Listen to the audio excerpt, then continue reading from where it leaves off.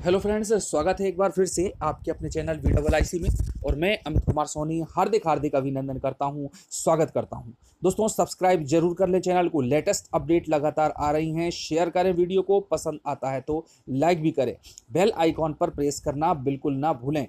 दोस्तों, आज की जो जानकारी है बहुत ही ज़बरदस्त है और सबसे बड़ी खुशी लेकर के आई है ओबीसी कैंडिडेट को, जो कि घबराए हुए थे कि क्या 14% रहेगा या 27% रहेगा। तो दोस्तों, सरकार ने, गवर्नमेंट ने, शिवराज सरकार ने अपना तुरुप का पत्ता निकाल लिया है और अब इससे निश्चित है कि जीत 100% नहीं बल्कि 200% होगी हाईकोर्ट में। जी हां दोस्तों, गवर्नमेंट ने जातिगत आंकड़ा जो कि ओबीसी, एससी और एसटी का था उसको ओपन कर दिया है और ऐसा करने वाला मध्य प्रदेश देश का पहला राज्य बन गया है। और जिसमें दोस्तों ऐसे ऐसे तथ्य हैं जिससे कि हाईकोर्ट को भी निर्णय देना पड़ेगा कि 27% आरक्षण को ही मंजूर किया जाए। तो आइए दोस्तों बढ़ते हैं आगे, क्या है वह पूरी जानकारी और किस प्रकार से मिल पाएगा 27% आरक्षण ओबीसी को और जीत होगी युवाओं की जो कि ओबीसी कैंडिडेट हैं। और निश्चित रूप से दोस्तों जो मेरिट सूची बनी है उसमें से किसी को भी बाहर नहीं होना पड़ेगा। तो आइए बढ़ते हैं न्यूज़ की ओर।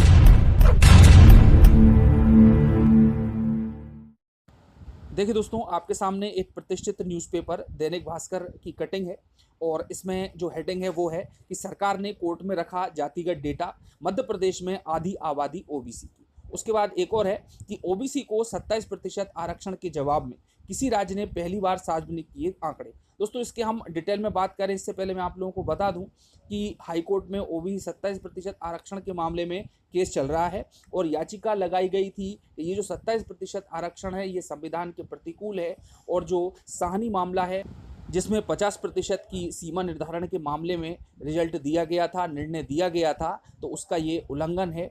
इस प्रकार से दोस्तों अब हाईकोर्ट ने जो है इस आंकड़े को सार्वजनिक कर दिया है कि भाई मध्य प्रदेश में कितने प्रतिशत आबादी ओबीसी की है, कितनी एससी की है और कितनी एसटी की है। तो आइए थोड़ा सा हम इसके अंदर डिटेल में जानने का प्रयास करते हैं। तो दोस्तों इसमें है कि मध्य प्रदेश ऐसा देश का पहला राज्य है जिसने जातिगत जनगणना के आंकड़े सार्वजनिक किए हैं। ठीक है, अब यहाँ पर बात हो रही है कि ओबीसी की, तो सबसे अधिक निकल करके आ रहा है इसका परसेंट। तो इसके मुताबिक कि प्रदेश में सबसे अधिक 50.09% आबादी ओबीसी की है। और मध्य प्रदेश लोक सेवा आयोग है ना, वो 2019 को लेकर आरक्षित वर्ग के उम्मीदवारों ने जबलपुर हाईकोर्ट में याचिकाएं लगा रखी हैं। इसमें ओबीसी को 27% सीटें नहीं दिए जाने पर आपत्ति लगाई गई।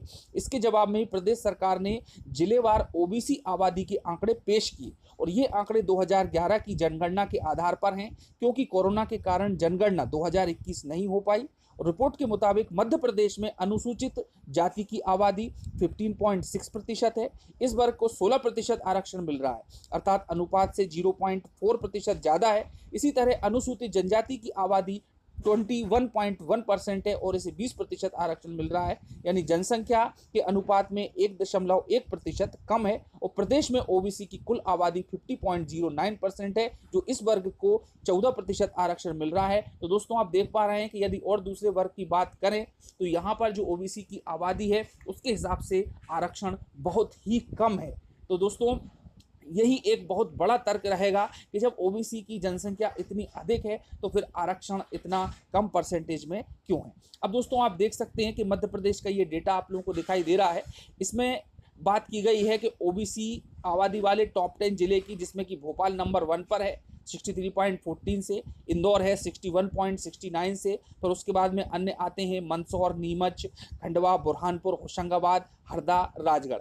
अब दोस्तों उसके बाद ये एक और बात करते हैं, वो है कि सिर्फ मध्य प्रदेश में ही 27% आरक्षण नहीं, केवल मध्य प्रदेश ही ऐसा राज्य नहीं है जहां पर कि 27% आरक्षण दिया गया है, बल्कि कई सारे ऐसे राज्य हैं जहां पर 27% आरक्षण को मंजूरी मिली है।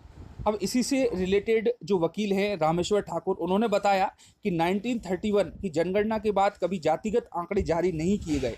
देश में सभी राज्यों में ओबीसी को 1994 से 27% आरक्षण का लाभ मिल रहा है, सिर्फ मध्य प्रदेश में ही ये 14% है।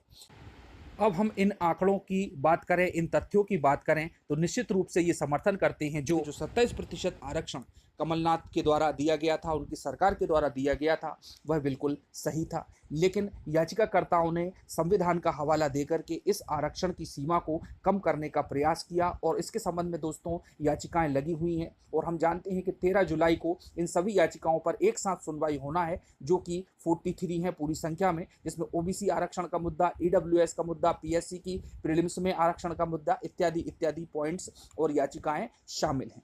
तो दोस्तों अब यदि हम बात करें मराठा आरक्षण की कि क्या प्रभाव पड़ रहा है इसका सुप्रीम कोर्ट के निर्णय का, तो इसके पहले दोस्तों आप ये एक जानकारी देखें कि जिस समय सुप्रीम कोर्ट का निर्णय आया था तो उस समय काफ़ी उथल पुथल मची थी और कहा गया था कि जो कमलनाथ जी हैं उनका जो आधार था वो आधार मराठा आरक्षण ही था और इस प्रकार से जबकि मराठा आरक्षण को रद्द कर दिया गया है तो निश्चित रूप से जो 27% आरक्षण का case high court Madhya Pradesh में चल रहा है उसको भी खारिज कर दिया जाएगा और सीमा जो रहेगी आरक्षण की वो 14% ही बनी रहेगी, जैसा कि आप ये देख पा रहे हैं।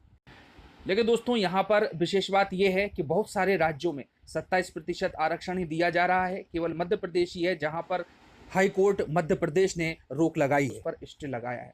लेकिन जबकि 13 जुलाई में यदि इन आंकड़ों को प्रस्तुत किया जाएगा और जो अनुपातिक दृष्टिकोण से एससी एसटी और ओबीसी की तुलना की जाएगी तो निश्चित रूप से दोस्तों ओबीसी की जनसंख्या 50.09% है और इसके अनुपात में जो कि आरक्षण है बहुत ही कम दिया गया है। और जातिगत यदि आरक्षण की बात करें तो बिल्कुल एक तरफा फैसला कोर्ट को देना चाहिए कि 27% आरक्षण ही मान्य किया जाए, उसके बाद भी जनसंख्या के मुकाबले ये नहीं आ पाता है। तो दोस्तों एक ये निर्णय जो है और एक ये सबूत है, एक तथ्य है गवर्नमेंट की तरफ से बहुत ही बेहतरीन और बहुत बड़ा, जो कि हाई कोर्ट को निर्णय पर मजबूर कर देगा कि ओबीसी जो आरक्षण है वो 27% ही बना रहे, 27% ही बना रहे। तो दोस्तों ये एक जानकारी थी, बहुत ही इंपॉर्टेंट थी। और 13 जुलाई को आखिर हाई कोर्ट क्या फैसला देता है, क्या वह सुप्रीम कोर्ट के साथ जाएगा या फिर वह न्याय के साथ में जाएगा, ये तो वक्त ही बताएगा। तो मिलते हैं दोस्तों अगले वीडियो में। धन्यवाद।